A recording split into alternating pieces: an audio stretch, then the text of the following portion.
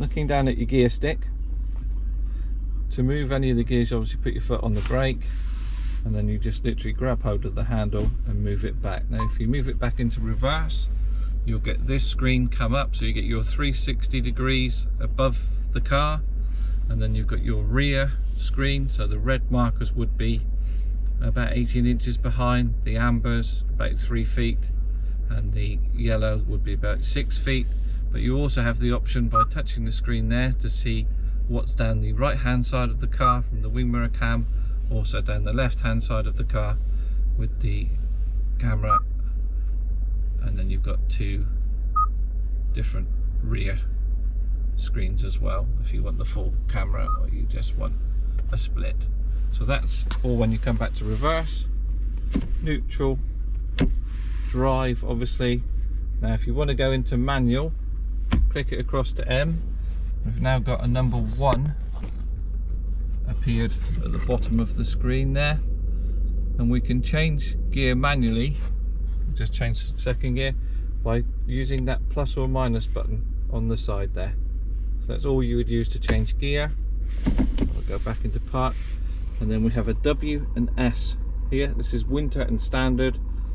You'd only use the winter if you come out in the morning, you were in heavy mud perhaps or heavy snow. You would pop that into W. Winter appears on the screen, bottom left hand corner.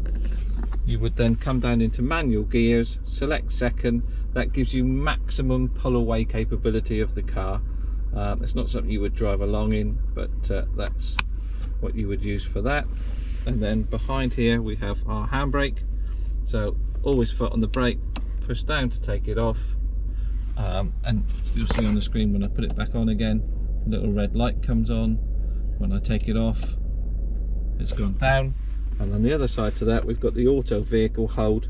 So that's once you're starting a journey, you literally push that one on, auto vehicle hold comes on in the inside section there, just above the temperature gauge.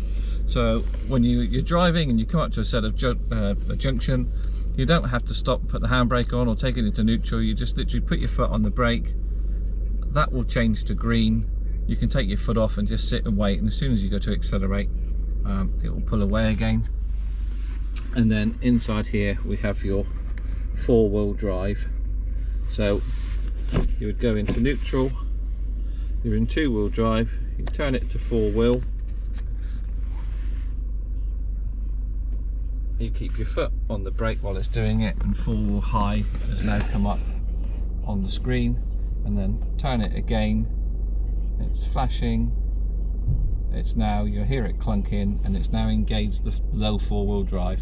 You would only do that for the low 4-wheel drive when you're about to enter a really muddy field. You wouldn't drive generally in low 4-wheel drive because you will break the car.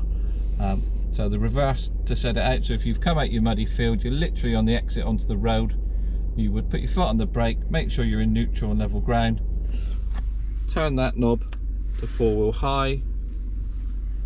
Again, the reverse is true, it'll flash. Now it's just popped out of 4-wheel high, and then once you've got onto ground where you know you can go easily straight back into 2-wheel drive, you just click it back to 2-wheel drive, and there we go, we're back in 2-wheel drive. Easy as that. So the car's just putting parking brake on. So we have a power point here, we have an auxiliary point, USB point which we'll use for Apple CarPlay and Android Play, as well as charging your phone, and then a cigarette lighter.